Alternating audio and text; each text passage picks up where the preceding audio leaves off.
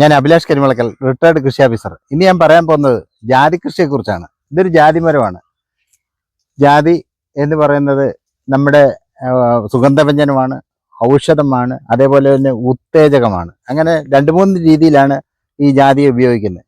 അപ്പോൾ ജാതി എന്ന് പറയുന്നത് ഒരു ദീർഘകാല വിളയാണ്. ദീർഘകാല വിള എന്ന് പറഞ്ഞാൽ ഒരു പക്ഷേ ഏറ്റവും കൂടുതൽ ആയുസ്സുള്ള ഒരു വിളയാണ്.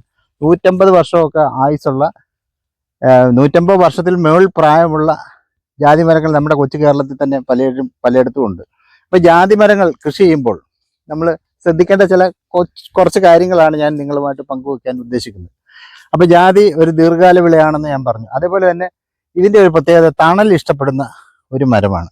തണൽ എന്ന് പറഞ്ഞാൽ തണലിലാണ് വളരുന്നത്. അപ്പം തണലിനായിട്ട് നമുക്ക് തെങ്ങിൻ തോപ്പിൽ നമുക്ക് ജാതി നടാം. തെങ്ങിൻ തോപ്പ് എന്ന് പറയുമ്പോൾ ഒരു ഏക്കറിൽ 10-60 തെങ്ങ് വെക്കുകയാണെങ്കിൽ 10-60 തെങ്ങുണ്ടെങ്കിൽ 4 തെങ്ങിൻ്റെ ഇടയ്ക്ക് ഇതും 60 എണ്ണം വെക്കാം. അപ്പോൾ 60 ജാതി മരം ഒരു ഏക്കറിൽ നമുക്ക് ചെയ്യാൻ പറ്റും. ഇത് ഇപ്പം ജാതി വെക്കുമ്പോൾ നമ്മൾ കുറേ കാര്യങ്ങൾ ശ്രദ്ധിക്കണം. ഇത് ഈ നദീതീര മണ്ണിലാണ് ഏറ്റവും എക്കൽ മണ്ണുള്ള സ്ഥലത്താണ് നന്നായിട്ട് വളരുക. അപ്പം നല്ല എക്കലുള്ള നദീതീര സ്ഥലങ്ങളാണെങ്കിൽ ധൈര്യമായിട്ട് നമുക്ക് ഈ ജാതി കൃഷി തുടങ്ങാം. എന്നിരുന്നാലും നല്ല ആഴമുള്ള ജൈവാംശം കൂടുതലുള്ള ഏതുതരം മണ്ണിൽ നമുക്ക് ജാതി കൃഷി ചെയ്യാം. ജാതി കൃഷി ചെയ്യുമ്പോൾ നമ്മൾ പ്രധാനമായിട്ടും ശ്രദ്ധിക്കേണ്ട ഒരു സംഗതിയുണ്ട്, നല്ല ഇനങ്ങൾ കൃഷി ചെയ്യുക എന്നുള്ളതാണ്. നല്ല ഇനം എന്ന് പറയുമ്പം ഭാരതീയ സുഗന്ധ വിള ഗവേഷണ കേന്ദ്രവും കേരള കാർഷിക സർവകലാശാലയൊക്കെ മുന്തിയ ഒരുപാട് ഇനങ്ങൾ നമുക്ക് ഉണ്ടാക്കിയെടുത്തിട്ടുണ്ട്. കേരളശ്രീ, വിശ്വശ്രീ, സിന്ധുശ്രീ, പുല്ലത്താനം, അതുപോലെ തന്നെ കൊച്ചുകുടി തുടങ്ങിയ ഒരുപാട് ഇനങ്ങളുണ്ട്. അപ്പോൾ ഏതിനമാണെങ്കിലും ഏതെങ്കിലും ഒരു ഇനമായിരിക്കണം നമ്മൾ കൃഷിക്കായിട്ട് തിരഞ്ഞെടുക്കേണ്ടത്.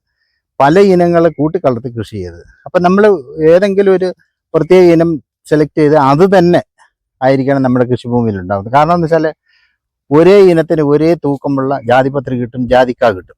അപ്പോൾ അതാണ് നമുക്ക് ഏറ്റവും നല്ലത്, വിൽക്കാൻ ഏറ്റവും നല്ലത്. അപ്പോൾ അതുകൊണ്ട് നമ്മൾ ഏകദേശം ഒരു നല്ല തൈ എന്ന് നല്ല ഇനമെന്ന് പറഞ്ഞാൽ ഒരാണ്ടിൽ 1200 കായെങ്കിലും നമുക്ക് ഉണ്ടാവണം. ഒരു നല്ല ഒരു ഇനമാണെങ്കിൽ 1200 കായ്കൾ ഉണ്ടാവണം. ഒരു 60 അതിൻ്റെ കായ്കൾ 60 കായ്കൾ ഉണ്ടെങ്കിൽ 1 കിലോ നമ്മുടെ ജാതിക്ക കിട്ടണം. അതേപോലെ ഒരു 300-350 ജാതിപത്രി ഉണ്ടെങ്കിൽ 1 കിലോ ജാതിപത്രി ഉണ്ടാവണം. ഇതാണ് ഒരു നല്ല ഇനത്തിൻ്റെ ലക്ഷണം. അപ്പോൾ അത്തരത്തിലുള്ള ഇനമായിരിക്കണം നമ്മൾ തിരഞ്ഞെടുക്കേണ്ടത്, കൃഷിക്കായിട്ട് തിരഞ്ഞെടുക്കേണ്ടത്. പിന്നെ നമ്മൾ തിരഞ്ഞെടുക്കുമ്പോൾ ഈ നാടൻ തൈകൾ കഴിയുന്നത് ഒഴിവാക്കുന്നത് നല്ലത്.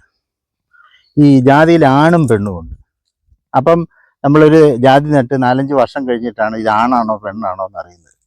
അപ്പോൾ കുലകുലയായിട്ട് പൂക്കൾ ഉണ്ടാകുന്നതും വല്ലപ്പോഴും കായ്കൾ ഉണ്ടാകുന്നതാണ് ആൺജാതികൾ. അപ്പോൾ ആൺജാതികൾ കൃഷി ചെയ്തിട്ട് കാര്യമില്ല. അപ്പം നമ്മൾ എന്ത് ചെയ്യും? ഗ്രാഫ്റ്റ് തൈകൾ വാങ്ങിക്കുക എന്നുള്ളതാണ്.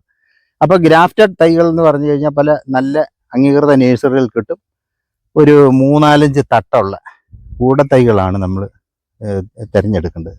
ഒരു 4 തട്ടുള്ള ഗ്രാഫ്റ്റ് ചെയ്ത തൈകൾ അംഗീകൃത നേഴ്സറിയിൽ നിന്നോ അല്ലെങ്കിൽ കേരള കാർഷിക സർവകലാശാലയുടെ നേഴ്സറികളിൽ നിന്നോ ഭാരതീയ സുഗന്ധവിള ഗവേഷണ കേന്ദ്രത്തിൽ നിന്നോ നമ്മൾ അത്തരം തൈകൾ തന്നെ സംഘടിപ്പിക്കണം. അപ്പോൾ അത്തരത്തിലുള്ള തൈ കൊണ്ടുവന്നു കഴിഞ്ഞാൽ 1 മീറ്റർ ആഴത്തിലുള്ള കുഴി എടുക്കണം. 1 മീറ്റർ ആഴത്തിലുള്ള കുഴി എടുത്തിട്ട് നമ്മൾ ആദ്യം ചെയ്യേണ്ടത് ആ മണ്ണ്, നമ്മുടെ എല്ലാം മണ്ണ് പുളിയുള്ളതാണ്. അപ്പോൾ അതുകൊണ്ട് ആ നടാൻ പോകുന്ന സ്ഥലത്തെ മണ്ണിൻ്റെ പുളി കറയ്ക്കാൻ വേണ്ടിയിട്ട് ആ 1 മീറ്റർ താഴ്ചയുള്ള ഒരു കുഴി എടുത്താൽ ആ കുഴിയിലേക്ക് 3/4 ഭാഗം മേൽമണ്ണും 1 കിലോ ഡോളമേറ്റ് അല്ലെങ്കിൽ വീറ്റ് കക്ക ചേർത്തിളക്കി ഒരു 2 ആഴ്ച നനച്ചിടണം. മെയ് ജൂൺ മാസമാണ് നടേണ്ടത്. അപ്പോൾ ഒരു ഏപ്രിൽ മെയ് മാസം നമുക്ക് കുഴി തയ്യാറാക്കണം. അപ്പം മെയ് ജൂൺ മാസം ആകുമ്പോഴത്തേക്ക് നമ്മൾ ഇടമഴയൊക്കെ കെട്ടി ഈ മണ്ണിൻ്റെ പുളിയൊക്കെ പോയി, കുമ്മായം ചേർത്തിട്ട് കൊണ്ട് മണ്ണിൻ്റെ പുളിയൊക്കെ പോയി, അതിനുശേഷം അതിനകത്ത് നമ്മൾ ട്രൈക്കോഡർമ കമ്പോസ്റ്റാണ് വേണ്ടത്. ഒരു 5-10 കിലോ എങ്കിലും ട്രൈക്കോഡർമ കമ്പോസ്റ്റും കൂടി ഈ കുഴിയിലിട്ട് നല്ലപോലെ കൂട്ടിക്കലർത്തി അതിൻ്റെ നടുക്ക് ഈ കൂട്ടത്തെ ഇറക്കി വെക്കാൻ പാകത്തിലുള്ള ഒരു പിള്ളക്കുഴി എടുത്തിട്ട് ആ പിള്ളക്കുഴിയിലാണ് ഈ തൈ നടേണ്ടത്. തൈ നട്ട് കഴിഞ്ഞാൽ നമുക്ക് തണൽ കൊടുക്കണം. തണലെന്ന് പറയുമ്പോൾ തെക്കൻ വെയിൽ അടിക്കാതിരിക്കാൻ വേണ്ടി തെക്ക് ഭാഗത്ത് എന്തെങ്കിലും ഒരു ഷെയ്ഡ്, ഒരു ഓലയോ അല്ലെങ്കിൽ എന്തെങ്കിലും ഗ്രീൻ നെറ്റോ എന്തെങ്കിലും വെച്ചിട്ട് ഒരു തണൽ കൊടുക്കണം, പ്രത്യേകിച്ച് ഈ വേനൽക്കാലത്ത്. അതുപോലെ തണലൊക്കെ കൊടുത്തു കഴിഞ്ഞാൽ അങ്ങനെ നമ്മൾ കൃത്യമായിട്ട് പരിപാലിച്ചു കഴിഞ്ഞാൽ ഇതിൻ്റെ ജലസേചനം ഇപ്പം നിലവിലുള്ള തൈയാണെങ്കിലും പുതുതായിട്ട് നട്ട തൈയാണെങ്കിലും ജലസേചനം വളരെ പരമപ്രധാനമാണ്. ആഴ്ച ഒരു 2-3 ദിവസമെങ്കിലും തടം നനയത്തക്ക രീതിയിൽ നമുക്ക് നന കൊടുക്കണം. നന ഒരു പ്രധാന സംഗതിയാണ്. അതേപോലെ തന്നെ വേനൽക്കാലത്ത് സ്പ്രിങ്ക്ലർ ഇറിഗേഷൻ, അതായത് ചെടി മൊത്തമായിട്ട് നനയുന്ന രീതിയിലുള്ള ഇറിഗേഷൻ സംവിധാനം കൂടി ഏർപ്പെടുത്തുന്നത് നന്നായിരിക്കും. എല്ലാ കാലത്തും ഇതിനകത്ത് കായുണ്ടാകും. എല്ലാ കാലവും എന്ന് പറഞ്ഞു കഴിഞ്ഞാൽ നമുക്ക് പിന്നെ ഇതാ കണ്ടില്ല, ഇപ്പോൾ ഓഫ് സീസണാണ്. ഈ ഓഫ് സീസൺ എങ്കിലും ഡിസംബർ മുതൽ ഒരു മെയ് വരെയുള്ള കാലമാണ് ഏറ്റവും കൂടുതൽ കായ ഉണ്ടാകുന്നത്. ഡിസംബർ മുതൽ മെയ് വരെ. അപ്പം ഈ കായ്കൾ നമ്മൾ എങ്ങനെയാണ് വിളവെടുക്കുന്നത് ചോദിച്ചാൽ, ഇപ്പം ഇത് മൂത്ത് കഴിഞ്ഞാൽ പൊട്ടി താഴെ വീഴും. താഴെ വീണ് കഴിഞ്ഞാൽ പെട്ടെന്ന് തന്നെ നമ്മൾ ഹാർവെസ്റ്റ് ചെയ്തില്ലെങ്കിൽ ഇതിൻ്റെ ജാതിപത്രം നഷ്ടമാകും. അപ്പോൾ അതിനായിട്ട് ഈ കായ് പൊട്ടിത്തുടങ്ങിയാൽ നമുക്ക് ഉടൻ തന്നെ വിളവെടുക്കാം.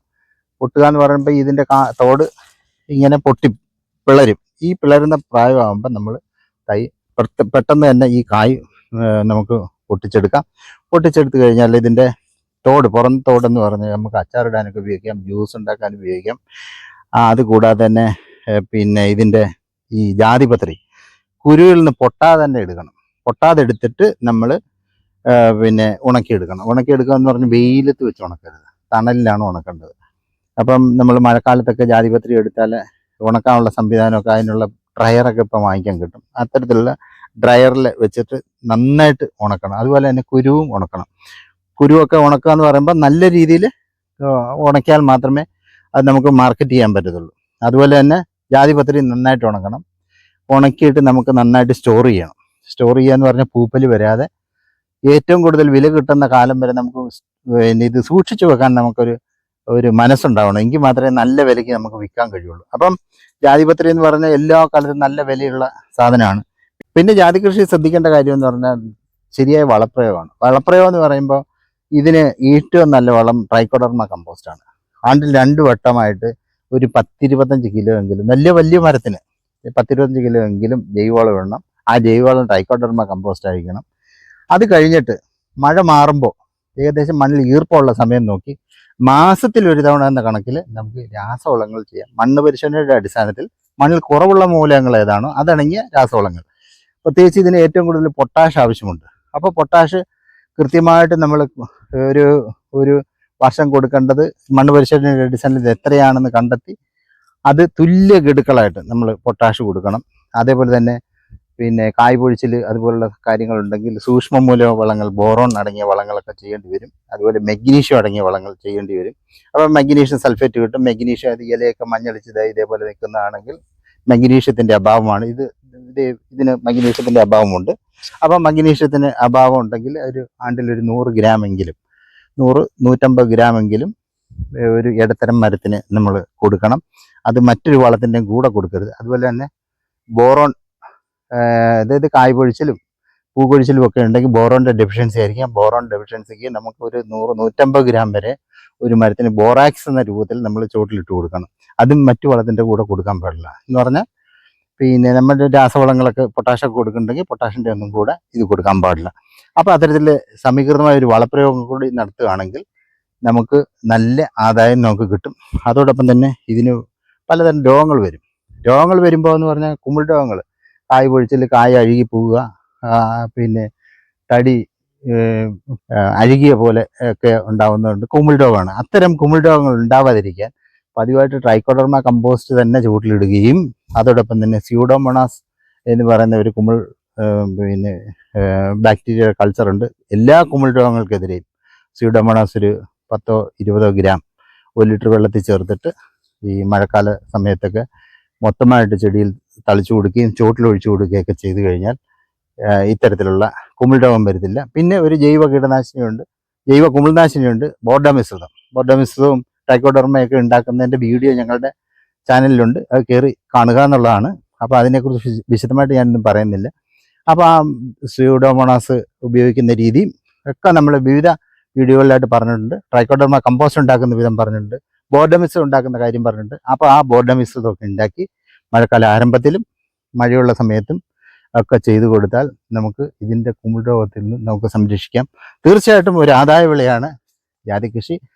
ജാതികൃഷി ചെയ്യുന്നത് കൊണ്ട് നമുക്ക് അനുയോജ്യമായ ഭൂമി ഉണ്ടെങ്കിൽ ആർക്ക് വേണമെങ്കിലും ജാതി കൃഷി ചെയ്യാം. ജാതി കൃഷി ചെയ്യുമ്പോൾ പ്രത്യേകം ശ്രദ്ധിക്കേണ്ട നല്ല ഇനങ്ങൾ തന്നെ തിരഞ്ഞെടുത്ത് കൃഷി ചെയ്യണം. നല്ല ഇനങ്ങളുടെ പ്രത്യേകത ഞാൻ മുമ്പ് ഈ തുടക്കത്തിൽ പറഞ്ഞിട്ടുണ്ട്. 1200 കായുണ്ടാവുന്ന മരങ്ങളാണ് നല്ല ഇനങ്ങൾ.